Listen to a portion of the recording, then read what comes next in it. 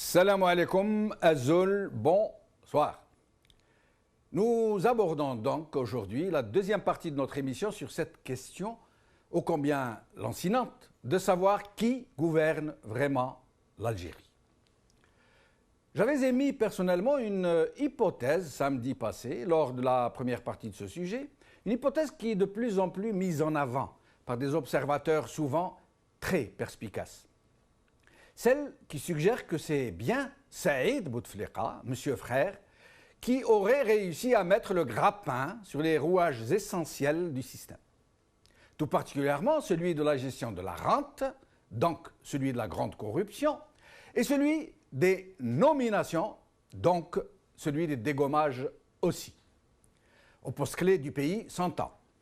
Cet homme qui a réussi l'impensable, c'est-à-dire faire rempiler son frère un 4e mandat, malgré son état de santé tout à fait incompatible avec de telles charges, et aussi à démanteler la formidable machine, cette pieuvre tentaculaire qu'a été le DRS. Mais Saïd Bouteflika n'aurait pas pu soumettre tous les barons du régime, à en neutraliser des centaines d'autres, à recomposer en profondeur les équilibres au sein de l'armée avec la seule rente, nous dit-on. Si aujourd'hui tous les décideurs militaires qui comptent viennent lui manger dans la main, au propre comme au figuré, c'est nous souffletant dans l'oreille parce que des puissances extérieures auraient sommé tout le sérail de se mettre droit sur la couture du pantalon face à Petit Saïd. L'un de mes invités du samedi dernier m'a fait observer qu'en émettant une telle thèse, je simplifiais des faits autrement plus complexes. Le problème est, comme la plupart des analystes et des personnalités politiques qui s'expriment sur la question, que cet invité n'a ni infirmé, ni confirmé, ni même répondu de façon directe à la question qui gouverne en Algérie. Qui gouverne en Algérie ? Il nous a juste reproché de nous perdre en conjectures simplistes sur des questions autrement plus complexes et c'est la réaction, malheureusement, la plus répandue dans les milieux politiques algériens, qu'ils soient affiliés au régime ou non. Quoi de plus réjouissant pour le régime, puisque même l'opposition s'interdit ou interdit aux autres d'émettre une quelconque hypothèse si elle n'est dûment et expressément vérifiée. Nous n'avons donc plus qu'à attendre que le régime valide lui-même toute hypothèse possible le concernant avant d'en faire le moindre état. En attendant, nous sommes encore sur notre faim, nous attendons toujours de percer le secret, nous attendons toujours que le journaliste ou le politicien providentiel ou la fuite qui tombe à pic nous apporte enfin la réponse sur celui ou ceux qui détiennent les leviers de la décision politique en Algérie. Est-ce Saïd Bouteflika, Gaïd Saleh est une partie de la direction de l'armée, une puissance ou des puissances étrangères, des extraterrestres, qu'en sais-je. Et nous ne dirons jamais assez que jamais, au grand jamais, les Algériens n'ont été aussi sevrés de tout accès à la source de l'information sur ce qui concerne ceux qui dirigent leur pays. Jamais ils n'ont connu un champ politique aussi verrouillé, aussi trouble, aussi malsain. Ils en sont réduits à devoir se contenter d'images pathétiques d'un président qu'on a pris en otage et qu'on force à faire la pause pour donner le change. Les Algériens ont curieusement fini par s'adapter à cette ubuesque situation, comme ils se sont adaptés du reste, et ils ne se posent même plus de questions puisque personne ne leur apporte de vraies réponses, si ce ne sont de savantes élucubrations, d'artistiques circonvolutions. Et c'est là un précédent jamais encore vécu. Pas même pendant la période boumedienne, où le culte du secret était pourtant le style de la maison. Là, avec le régime actuel, malgré les dissensions qui agitent les clans du régime, rien ne filtre. Tout le monde en est réduit à spéculer, à tirer des plans sur la comète, à recouper des bribes d'informations. Aujourd'hui, la Nouvelle Tribune. Algérie, l'affaire KBC révélatrice de la crise du pouvoir. Monde Afrique. Best of 2016, l'Algérie paradis de la nomenclatura. Par Louise Dimitrakis. Mon journal. Bouteflika déménage de Zeralda à Ben Aknoun. Par Hicham Aboud.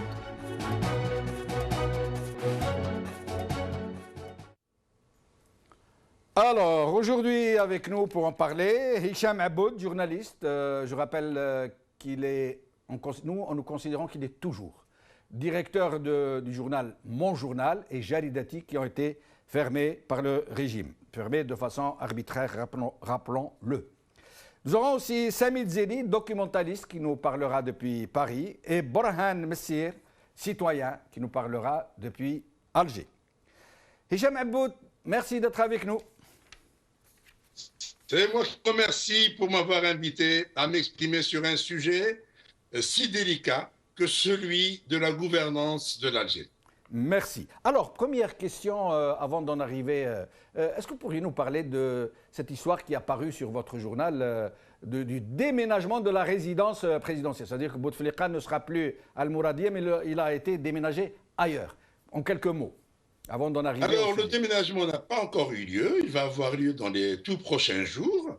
Il s'agit de déménager le président de Zeralda, qui est quand même assez éloignée. Elle n'est pas faite pour que ce soit un siège de travail pour le président de la République, mais c'était une résidence d'été. Et à côté, il y a cette résidence de Sonatrach qui a été confisquée par Bouteflika en résidence médicalisée. Mais le problème qui se pose, et comme tous les Algérois le savent, il y a un véritable problème de circulation sur l'autoroute ouest, et notamment l'autoroute qui va de Ben Aknoun à Zeralda et d'Alger à Zeralda. Alors, il fallait trouver une... Donc, ils ont trouvé la parade. Il y a la villa Idles qui appartenait à la DGSN, à la Sûreté nationale, jusqu'à 2005, et qui a été récupérée en 2005 par le président Bouteflika. Et elle vient de faire l'objet, au mois de novembre 2015, elle a fait l'objet d'un décret pour sa sécurisation et pour en faire une résidence présidentielle. Et donc, qui a été fait tout récemment par des Chinois, un matériel médical sophistiqué a été mis en place. Ceci à un moment où nous plaignons de la baisse du prix du pétrole.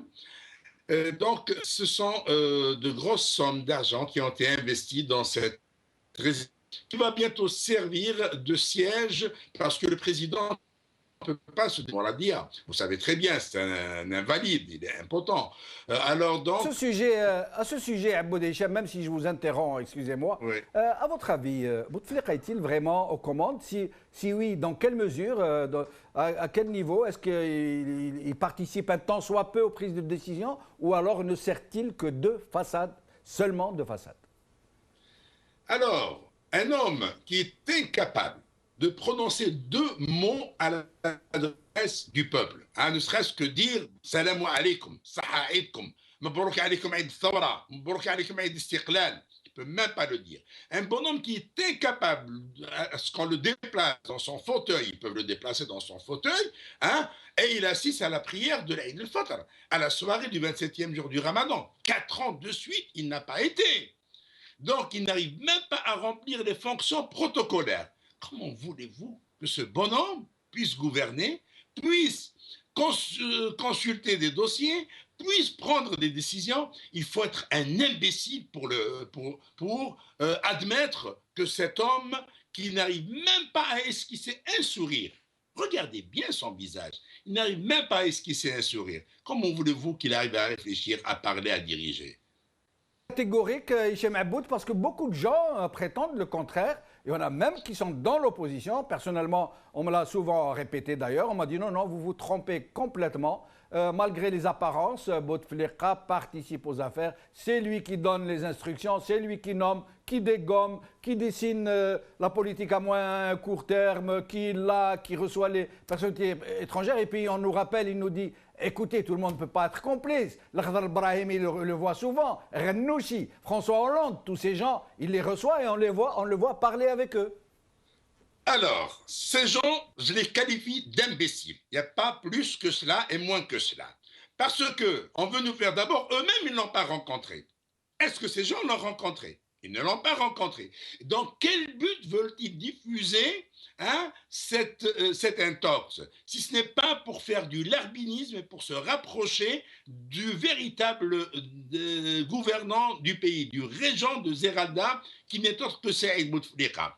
Alors, on me parle de l'Akhdar Brahimi. L'Akhdar Brahimi, à chaque fois on le ramène, c'est comme pour une façade, et pour nous dire, qu'il vient nous dire, voilà, le bonhomme va bien. Ce bonhomme, qu'on nous dit avoir rencontré Rennouchi pendant 90 minutes, Hollande pendant je ne sais pas combien de temps, puisqu'il peut leur parler, pourquoi ne s'adresse-t-il pas au peuple algérien?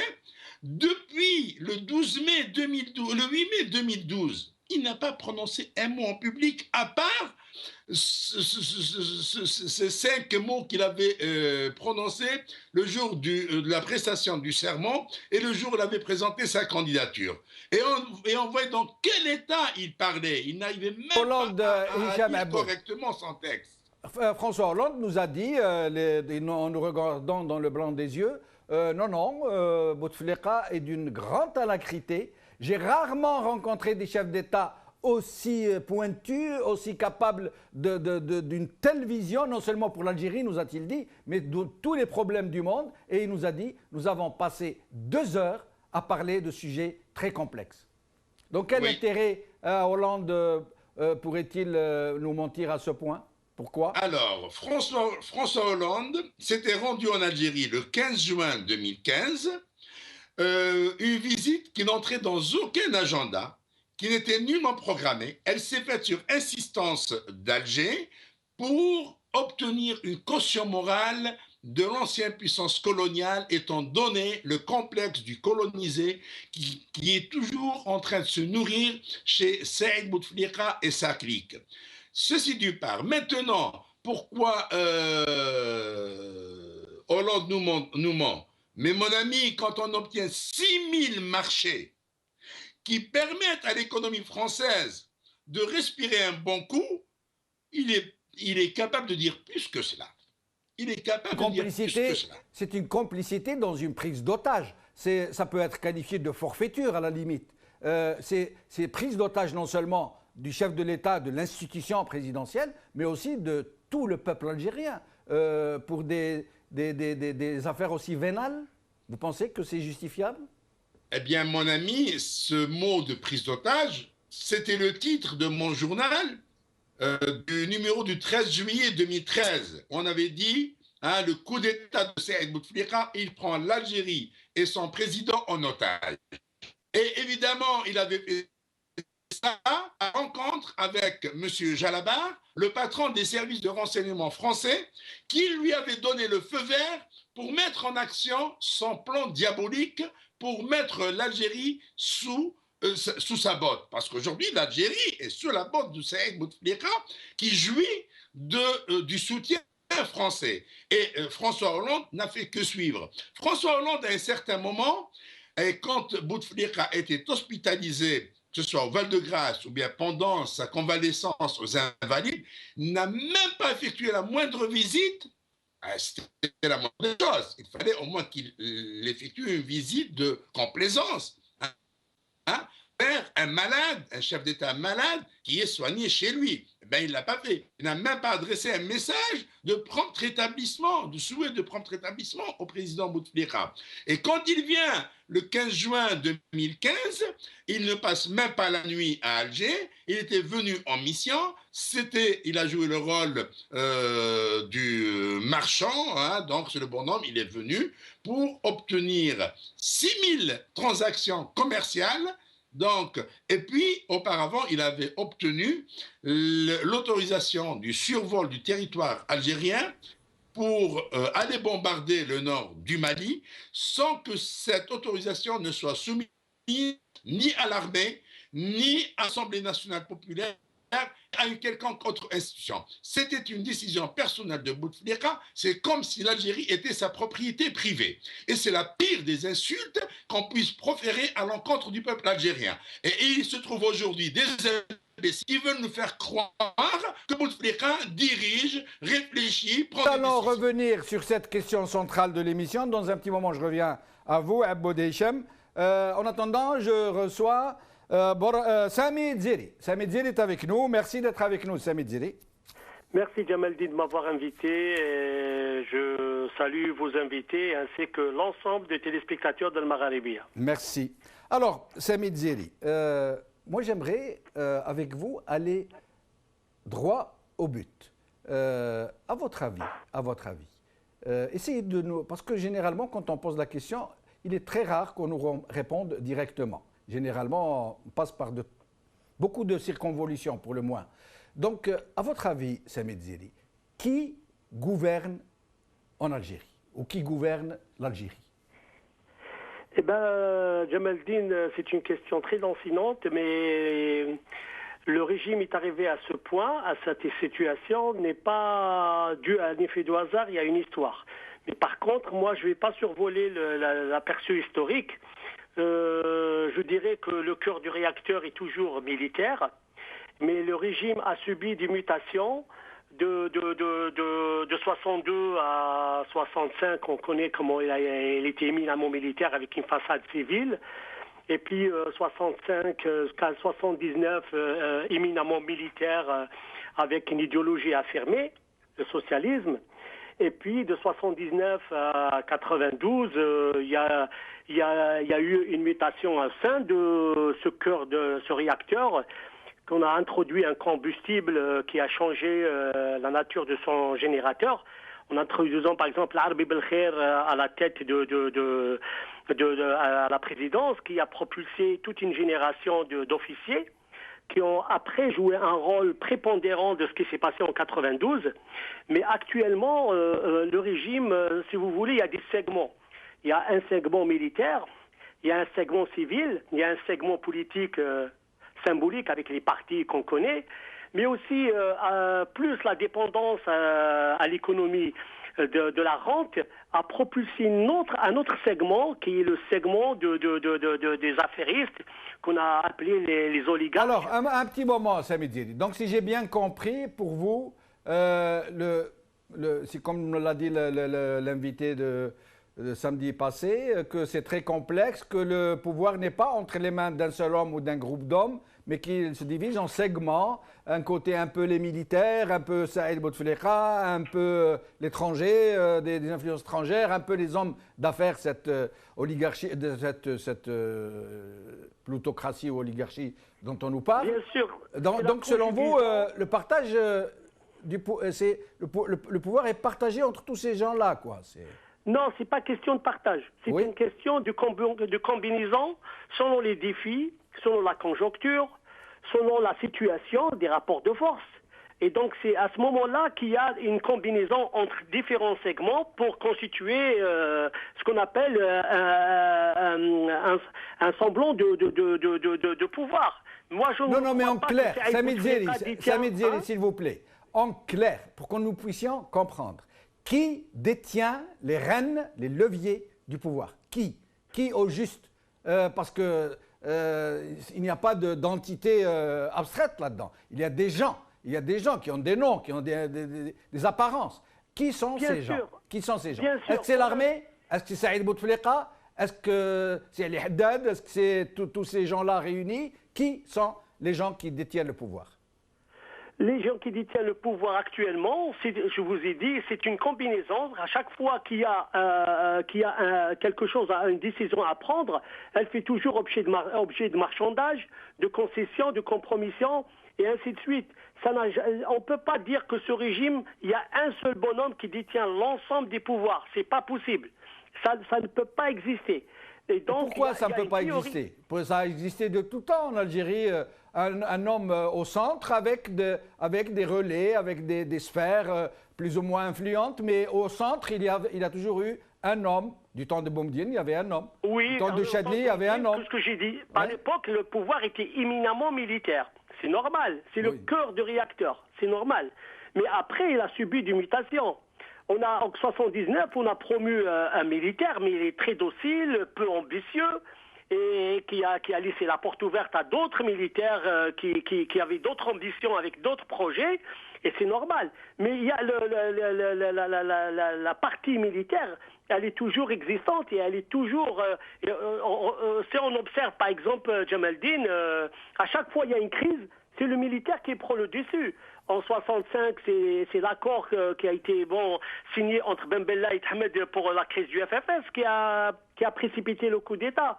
En 92, c'est l'accord, pas l'accord, mais le Chadli a accepté une certaine cohabitation.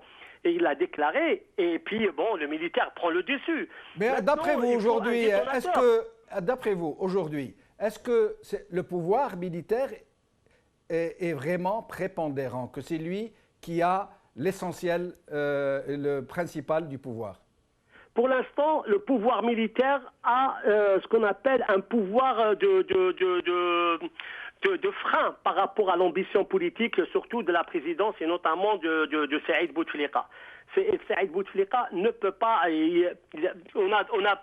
On a proposé des choses, des scénarios, pas des scénarios de transition, ça n'a pas marché. On a proposé des scénarios de personnes qui doivent être peut-être le dauphin de Bouteflika, mais ça n'a pas marché. Les militaires actuellement, ils sont en position de force tout simplement parce que le temps joue en leur faveur et puis ils auront toujours le dernier mot à décider.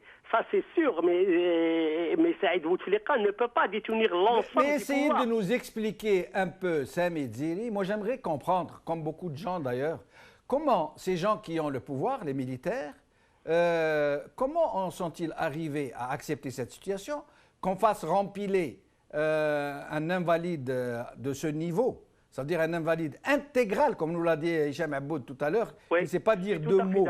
Et comment ont-ils, puisqu'ils ont le pouvoir et ils ont la capacité d'apporter un veto à certaines décisions, pourquoi l'ont-ils laissé passer Bouteflika un 4e mandat? Et surtout, pourquoi laisse-t-il son frère régner à sa place, prendre les grandes décisions, nommer, dégommer, faire ce qu'il veut, s'ils avaient ce pouvoir que vous leur prêtez? Pourquoi l'ont-ils laissé faire? Parce que à l'époque, il faut voir le contexte. À l'époque, en 2013, avec le discours de Hollande en fin juillet 2013, c'est ce discours qui a donné ce qu'on appelle le quitus au 4e mandat.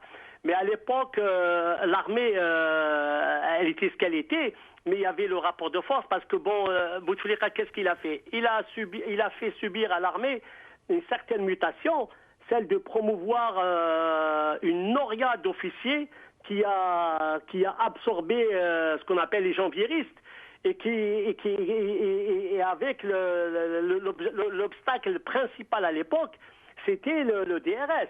Et donc, on peut pas, à l'époque, on ne pouvait pas passer autre qu'à travers le DRS. Et donc, à l'époque, c'est le contexte qui a fait que l'armée, à l'époque, elle a accepté le 4e mandat. C'est vrai, c'est une solution catastrophique parce qu'on voit les conséquences aujourd'hui. Mais il faut voir que c'est l'armée aussi, elle a eu des purges.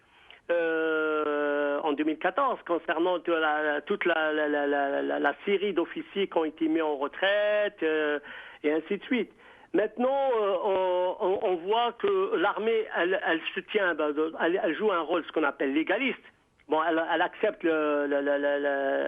soi-disant que légaliste qui consiste à valider la présence d'un invalide qui refuse à qui on refuse le droit, on refuse aux Algériens le droit d'invoquer l'article de la Constitution pour une procédure d'empêchement. C'est ça Non, parce la qu'il y a des légalité? institutions. C'est vrai que l'article 88 n'a pas été appliqué tout simplement parce que bon, il y avait Bouteflika et il a nommé un autre Bouteflika au Conseil constitutionnel qui est M. Medelfi. Il a nommé, comment il s'appelle Pour empêcher la légalité de se faire, justement. Donc, on ne peut pas nous dire que l'armée est pour la légalité. Normalement, c'est aux politiques de créer le rapport de force pour appliquer l'article 88. C'est pas à l'armée. Aujourd'hui, ce n'est plus l'article 88, hein, ça a changé, je ne me rappelle plus très bien. Voilà, mais restez avec 88, nous, Sami Dzeri, restez avec nous, je reviens à vous dans un moment. Et nous accueillons Borhan Messir, citoyen, qui s'exprime de temps en temps dans cette émission. Borhan Messir, merci d'être avec nous. Je vous remercie, c'est moi qui vous remercie, M. Benchenou. Bonsoir à vous, bonsoir à vos invités et à tous les téléspectateurs d'Al-Maraïbi. Bonsoir, c'est Borhan. Alors, j'aimerais d'abord vous poser une question, celle que nous nous posons tous. Comment on fait ce régime pour réussir une telle omerta, pour réussir un tel blackout? Vous imaginez un peu, malgré les luttes intestines qui agitent ce régime, un clan contre un autre, les coups fourrés, etc. Mais personne n'organise de fuite, ne nous fait des révélations sur la vraie nature du régime. Alors, il y a ceux qui savent, comme les rôles, les périphéries, là, les petites périphéries, mais qui n'en savent pas moins la réalité du régime et qui ne parlent pas, bien sûr, par une question d'intérêt, mais il y a aussi d'autres, ceux qui sont dans l'opposition, qui sont dans l'armée, qui sont ces généraux et ces colonels du DRS qui ont été virés, mais personne ne parle malgré ça. Comment expliquez-vous cette étanchéité, ce blackout intégral? Au sein de ce pouvoir, il y a une unanimité générale. Il y a une chose est certaine, ce style de gouvernance est basé sur une règle d'or. Et cette règle d'or, qu'est-ce qu'elle dit? Moins les autres en savent, mieux le secret sera gardé et mieux ce sera pour nous. Une vraie autarcie. C'est vrai qu'il y a une non-communication officielle et cette non-communication, elle s'est fait sciemment. Comme ça laisse les portes ouvertes aux supputations, comme vous l'avez dit dans votre éditorial, aux spéculations et aux rumeurs. Officiellement, prenez par exemple ce gouvernement. Il n'y a même pas un porte-parole de ce gouvernement. Donc, il n'y a même pas une instance qui, plus ou moins, tente de communiquer. Et derrière cette absence de communication se pose un vrai problème. C'est la peur de l'inconnu. C'est-à-dire, pourquoi voulez-vous trouver un problème à une solution qui existe déjà? Tout le monde trouve son compte. Tout le monde est en train de supputer quelque part et personne ne connaît la vérité. On n'a pas intérêt à connaître la vérité. Donc, quelque part, nous avons peur, je parle de certains qui nous gouvernent, si l'on a peur, et quand on a peur, on fait des choses insensées et ça débouche fatalement sur ce qui est en train de se passer. Borhan Messir, il y a un souci au téléphone. Donc, on ne vous entend pas très bien, j'ai l'impression que vous êtes sur un portable et que vous bougez un peu. Borhan Messir? C'est mieux comme ça? Oui, c'est mieux, mais essayez de ne pas bouger si vous avez un portable.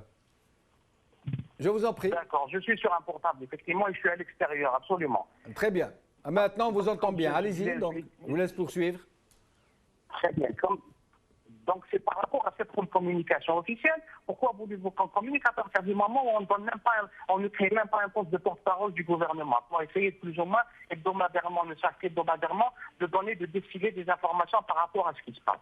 Et pourquoi voulez-vous également que ces gens-là se créent un problème par rapport à des solutions qui existent déjà? C'est-à-dire que tout un chacun trouve son intérêt dans cette situation où tout le monde maintenant fait des supputations et navigue carrément dans la rumeur.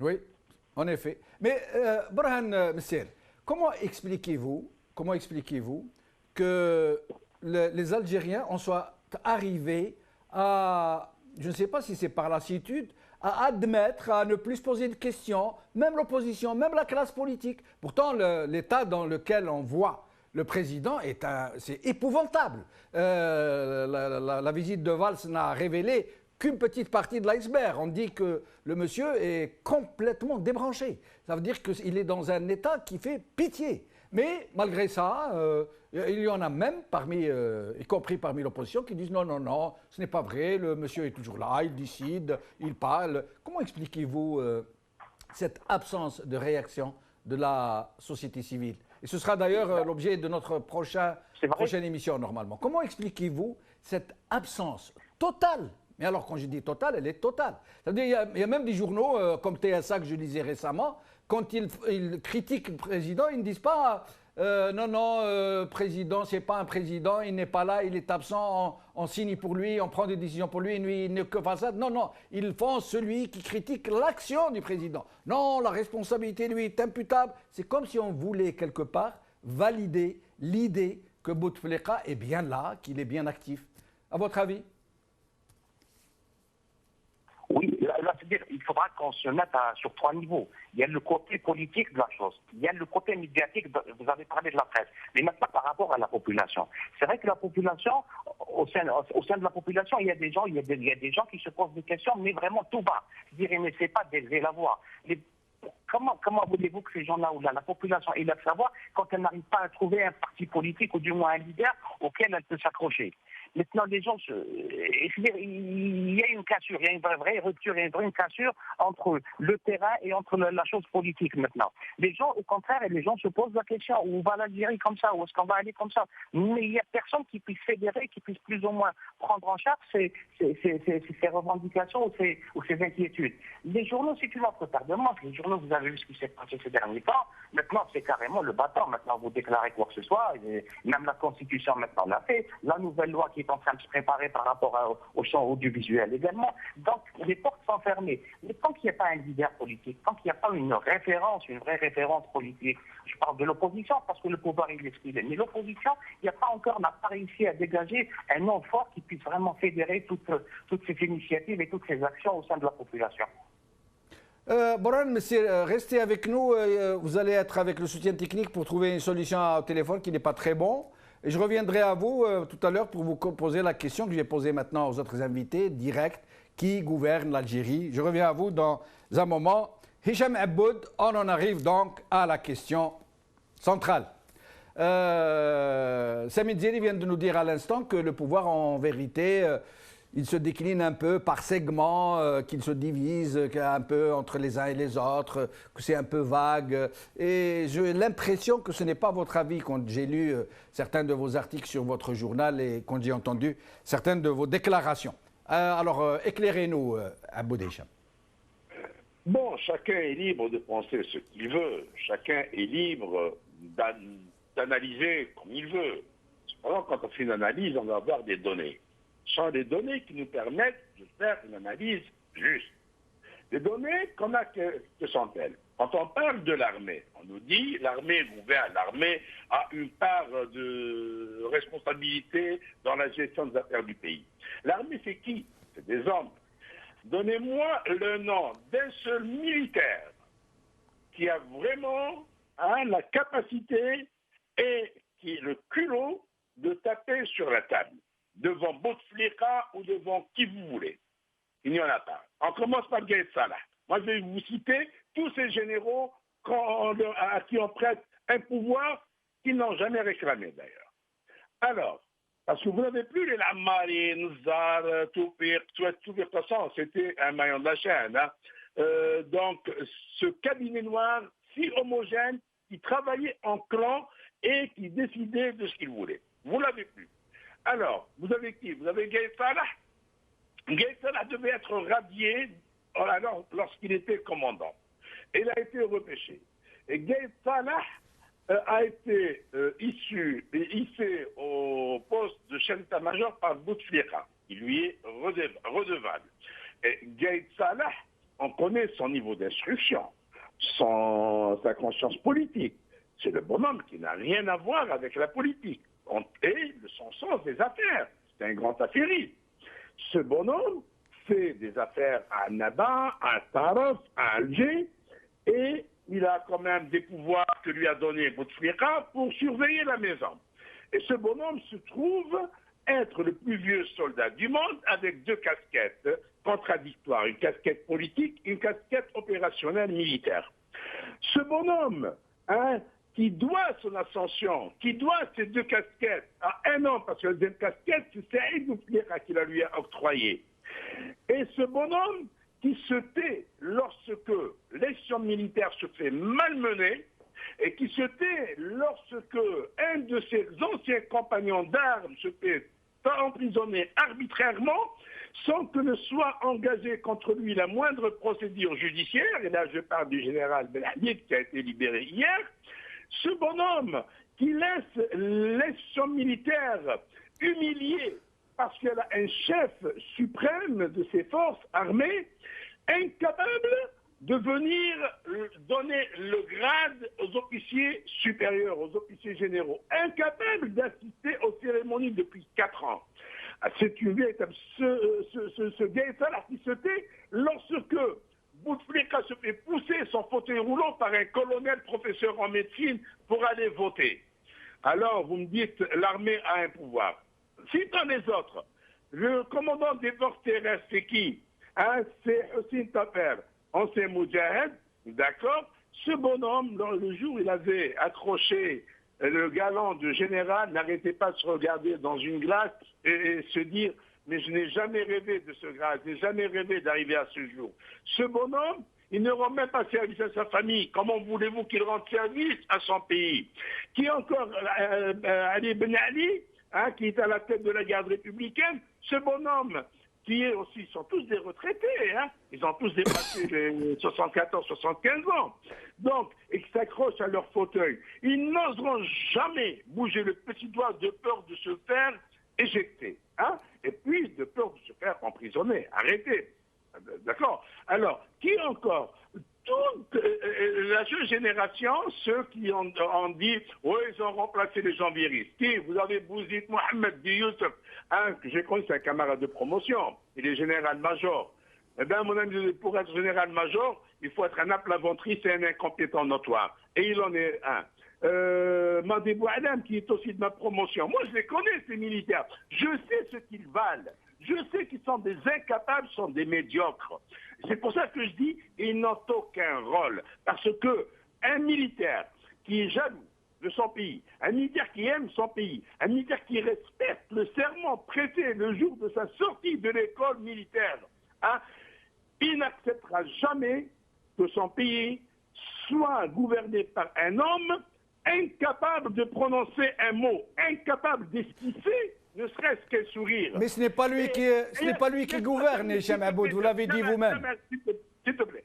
Un militaire... Mais Aboud Hicham, ce n'est pas Bouteflika qui gouverne, c'est vous qui nous l'avez dit. Donc il peut accepter. Justement, j'arrive. Un militaire qui se respecte, un général qui se respecte, n'acceptera jamais de recevoir des ordres d'un homme qui n'a aucune fonction officielle. Il n'acceptera jamais de se soumettre à des écrits émanant d'une personne qui n'a aucun poste officiel. Eh bien, nous y voilà. Aboud Hicham, nous arrivons donc à cette question clé. Expliquez-nous un peu, ou essayez de nous expliquer, nous sommes tout oui, comment Saïd Bouteflika, le frère du président, en est-il arrivé à une telle puissance? Comment a-t-il fait pour soumettre c'est le mot, 60 ou 70 généraux de corps d'armée, généraux-majors, qui ont de hautes charges, de hautes fonctions, qui sont dans le haut commandement, les états-majors, les régions militaires, et qui sont le cœur de l'armée, comment a-t-il réussi à les faire obéir? Et ils sont tout silencieux, on ne les entend plus. L'armée est devenue vraiment la grande muette. Oui, alors expliquez-nous. D'abord, la question est vaste. Je l'ai expliqué dans une vidéo que j'ai diffusée sur YouTube il y a quelques jours et les gens peuvent toujours la consulter. Saïd Bouteflika a compris que tous ces généraux, ce sont tous des affairistes, ce sont tous des gens qui ont des casseroles et qui ont intérêt à se taire. D'une part. Celui qui prétend qu'il y a quelqu'un d'autre qui gouverne que Saïd Bouteflika, moi je lui apporte la preuve. Saïd Bouteflika, j'ai eu au téléphone. C'est lui qui m'a appelé pour me présenter ses condoléances suite au décès de ma mère. Et quand je lui avais parlé de l'interdiction faite à ma famille, à mon épouse, à mes enfants et à moi-même de passeport algérien, parce que nous n'avons pas une double nationalité. Nous n'avons qu'une seule nationalité, la nationalité algérienne. Alors, à un certain moment, il voulait esquiver. Il me dit, non, c'est le système. Il dit, non, le système, ce sont des hommes et c'est toi. Et le courage de reconnaître. Il me dit, ne t'en fais pas, considère que c'est réglé.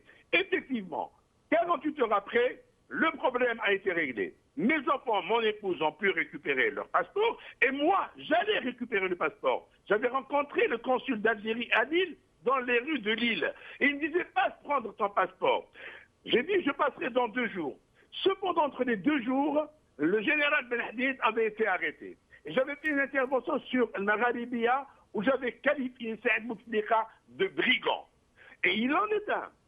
Et là, quand j'arrive au consulat, on me dit, non, nous avons reçu un écrit qui nous empêche de vous donner votre passeport. Allez me dire qu'il y a quelqu'un d'autre qui a pris cette décision.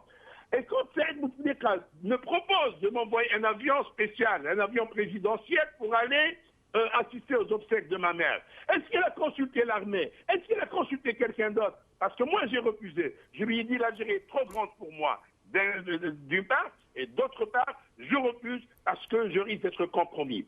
En plus de cela, ces jours-ci, il va y avoir un retour au pays de certains membres de l'opposition algérienne en exil. Moi, en tous les cas, je ne peux que m'en féliciter parce que ces gens ont passé plus de 20 ans, ou plus même, en exil sans pouvoir voir leur famille. Qui les a contactés? Avec qui ont-ils négocié? Avec Saïd Bouteflika, pas avec quelqu'un d'autre. Lorsque Saïd Bouteflika, les services de renseignement, sont rattachés au service à la présidence de la République, est-ce que le président est capable de gérer 3 services de sécurité? C'est pour que ces services soient aux ordres de Saïd Bouteflika, parce que M. Tartak n'est pas patron des services, il est coordinateur. Il y a une grande différence entre être coordinateur, je coordonne et je transmets, et entre être un patron, je donne. Mais Abou Hicham, d'où Saïd Bouteflika tire-t-il une telle puissance? Puisque en des circonstances normales, j'allais dire entre guillemets, l'armée aurait très bien pu le zapper et ramener quelqu'un d'autre. Pourquoi ont-ils accepté la présence de Saïd Bouteflika? Pourquoi sont-ils aussi soumis, aussi silencieux? Qui appuie Bouteflika? Est-ce seulement la rente qu'il distribue ou y a-t-il quelque chose d'autre, une autre puissance cachée qu'il impose et qui impose aux autres de ne pas broncher? Alors, d'abord, il puise sa force de la faiblesse, de l'absence d'opposition en face, que ce soit chez la classe politique ou chez les militaires. Parce qu'il n'y a pas d'hommes dans ce pays. Parce que dans cette armée, il n'y a pas d'hommes. Il n'y a pas un seul qui puisse lever le petit doigt pour dire « arrête d'humilier l'armée ». Arrête. Comment se fait-il qu'on envoie un général à la retraite qui a offert sa jeunesse à l'Algérie en s'engageant à l'âge de 17 ans dans les rangs de l'ALN, on l'envoie sans aucune procédure judiciaire, on l'envoie 10 ans en prison, façon de le punir. Saïd Bouteflika a puni un général au moment, alors que lui, quand il s'était engagé dans l'armée, son père, le père de Bouteflika, n'avait pas participé à la révolution algérienne. Il est mort en 58 sans avoir pris un seul jour le moindre engagement ou donné un centime d'aide au FLN. Et aucun militaire n'a réagi. Alors Saïd Bouteflika puise sa force de la faiblesse des militaires, de ces militaires qui sont tous des apéristes, qui ont tous des casseroles. Ce sont tous des hommes corrompus. C'est pour ça qu'il tient la corde. Il les tient en laisse comme des chiens. Et je pèse mes mots. Quand il y a une femme... Abou Hicham, je vous demanderai de ne pas user de tels termes. Il est dans les habitudes de cette émission d'essayer d'éviter d'attenter à la dignité des gens, quels qu'ils soient. Je me permets d'utiliser, etc. parce qu'ils ont malmené mon pays. Ils ont humilié mon pays. Ils ont humilié mon peuple. Quelqu'un qui humilie mon peuple, quelqu'un qui humilie mon pays ne mérite aucun respect. Il ne mérite aucun respect. Je peux me permettre tous les qualificatifs. Mais voilà, Abou Hicham, une dernière question. Abou Hicham, une dernière question. Est-ce qu'il y a une puissance, je vous demanderai de répondre rapidement puisque vous avez largement épuisé votre temps d'intervention. Est-ce qu'il y a une puissance étrangère derrière Saïd Bouteflika? En peu de mots. Écoutez, ni la France, ni les États-Unis, ni l'Angleterre, ni l'Allemagne, aucune puissance étrangère n'est en mesure de prendre son aviation, ses chars de combat pour venir défendre Saïd Bouteflika le jour où il y aura des hommes qui vont le déloger, le jour où il y aura des hommes qui vont lui dire « basta ». Bouteflika était incapable de gérer, toi, tu n'as pas ta place à gérer. Ni la France, ni quelqu'un d'autre. Seulement, quand la France trouve 50... Alors, pourquoi voulez-vous que la France se prenne dans une situation, je ne sais pas comment la qualifier, ce souci pour l'Algérie, au moment où son armée, son peuple, ses partis politiques s'écrasent? Pourquoi voulez-vous que la France bouge? Ben, elle ne bougera pas, elle le laisse faire. Elle ne peut que le accorder la cause sur Morad. Merci Aboud Hicham. Merci. Restez avec nous jusqu'à la fin de l'émission. Je reviens à Sami Dziri. Sami Dziri, Aboud Hicham vient de nous dire que la France, de toute façon, n'aurait pas pu imposer quiconque s'il y avait un minimum de dignité et de répondant et de réactivité au niveau de la société civile et de l'armée. C'est votre point de vue aussi? Oui, je lui accorde cette vision, tout simplement parce qu'il faut dire Bouteflika a vidé l'espace politique. C'est pour ça qu'il n'y a pas de relais, il n'y a pas de réplique. Comme il a muselé la presse, on voit la bataille maintenant pour la presse. Je pense pas que moi, sincèrement, je reste. Saïd, il a un certain pouvoir, mais il n'a pas la totalité du pouvoir. Sinon, s'il a la totalité du pouvoir, pourquoi pas, il prend la place, il se présente lui-même successeur au dauphin, puisqu'il a la presse, il a les Kninef, il a les Hamdad, il a tout le monde. Et donc, pourquoi il ne se présente pas directement? Il prend le pouvoir effectif et apparent directement. Je ne pense pas que Saïd a les pleins pouvoirs. Il a un certain pouvoir. Par contre, moi, je soutiens que, Saïd, il est soutenu par la France, il faut le dire. Parce que la France n'a jamais eu aussi des affaires en Algérie durant le 4e mandat. Elle a eu tout ce qu'elle voulait en Algérie, jusqu'à humilier Valls avec son fameux tweet. Donc, moi, je ne pense pas que Saïd a les pleins pouvoirs. Mais par contre, je soutiens la thèse qu'il y a une combinaison, toujours, il y a déjà une théorie scientifique qui s'appelle la théorie segmentaire, qui a été faite sur le jeu politique au Maghreb, faite par John Waterbury, c'est un Britannique, et elle est enseignée dans les écoles militaires, elle est enseignée un peu partout, pour savoir que le pouvoir dans les pays du Maghreb n'est jamais entre les mains d'une seule puissance, mais il y a une combinaison, il y a un rapport de force qui se crée, il y a la conjoncture, il y a plein de choses. Mais maintenant, c'est vrai, on est à la croisée des chemins. On est à la croisée du chemin, étant donné que le pays est arrivé à certains moments très très critiques. Et bon, on va voir. Pour dire qu'il n'y a pas d'hommes en Algérie, c'est faux. Il y a des gens, il y a des gens qui sont emprisonnés, il y a des gens qui sont arrêtés, il y a des gens qui contestent, il y a des gens qui manifestent. Mais on verra. Moi, je garde l'espoir. Je garde l'espoir qu'un jour, on trouvera un dénouement. J'espère pas dans la violence. Et voilà. Restez avec nous jusqu'à la fin de l'émission. Sami Dziri, aujourd'hui, j'ai très mal réparti le temps d'intervention. J'en suis désolé. Mais avec Aboud Hicham et sa fougue, c'est très difficile de rester mesuré, et de rester partial et de rester juste. Borhan Messir. J'espère que le problème du téléphone a été réglé entre-temps. Borhan, Messir? Oui, je suis à l'écoute, M. Benchino. Très bien. Alors, vous avez entendu Aboud Hicham et Sami Dziri? C'est-à-dire par rapport à la question centrale de votre émission, par rapport à qui gouverne actuellement. Oui. En fait, c'est une question qui est posée depuis 1962, depuis l'indépendance de l'Algérie. Nous savons tous qu'il y a eu des présidents qui étaient mis à l'avant par rapport à certaines situations et qui avaient une force derrière qui commandait. Et là, j'en veux pour preuve les déclarations d'Ammar Saïdani quand il nous a dit que le temps d'être président présentoir ou je ne sais pas quoi, ou vitrine, je ne sais pas, est bien révolu.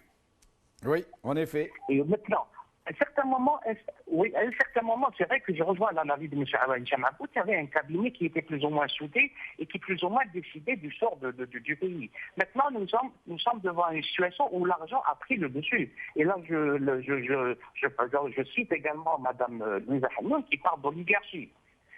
Nous sommes devant une situation où, par exemple, M. Ouihia, il nous dit que le président ne permettrait à personne de s'immiscer dans ses prérogatives. De l'autre côté, nous avons une opposition. Par exemple, vous avez Ali Benfli, M. Ali Benfli, et vous avez la fameuse lettre du 19-4 qui nous dit que la situation, l'état de santé du président avait laissé une vacance de poste et qui, si je me rappelle bien, qui a permis le contrôle de forces extra-constitutionnelles, si ma mémoire ne me trahit pas. Donc nous sommes devant une situation où une partie du pouvoir nous dit que le président gouverne et l'autre nous dit que ce n'est pas le président qui gouverne. Et effectivement, maintenant, il y a problème. À partir du moment où la problématique est posée, il y a problème. Maintenant, qui gouverne, il est clair que la responsabilité, maintenant, est diluée. Nous ne sommes plus au stade du fameux cabinet noir bien soudé. Maintenant, la situation vraiment est un peu compliquée par rapport à ce qui s'est passé à la fin des années 80, par exemple. Oui. Borhan Messir? Borhan Messir? Allô, je n'entends pas. Oui, oui, on vous a perdu un moment, mais là, on vous retrouve. Je vous en prie, poursuivez. Borhan Messir? Je n'entends rien. Borhan Messir, est-ce que vous nous entendez? Je n'entends rien, là. Allô? Borhan Messir? Ah, Borhan Messir? C'est dommage. C'est dommage, nous avons perdu Borhan Messir. J'espère que nous le retrouverons bientôt dans notre émission. La prochaine émission, je crois, s'il n'y a pas de changement de programme, sera consacrée justement à cette absence de réactivité de la société algérienne, tout corps confondu, de la société civile notamment, de l'université, des politiciens, des journalistes, des politiciens d'une manière générale. Il n'y a pas de réaction à des outrances à peine imaginables. Plus personne ne réagit, c'est comme si on était anesthésié, c'est comme si on avait été imprégné de la situation de façon à ne voir que du gris. Nous ne voyons plus ni le noir ni le blanc. Merci d'avoir suivi cette émission. Merci à Hicham Aboud, à Sami Dziri, à Borhan Messir. Khawal khair, salama.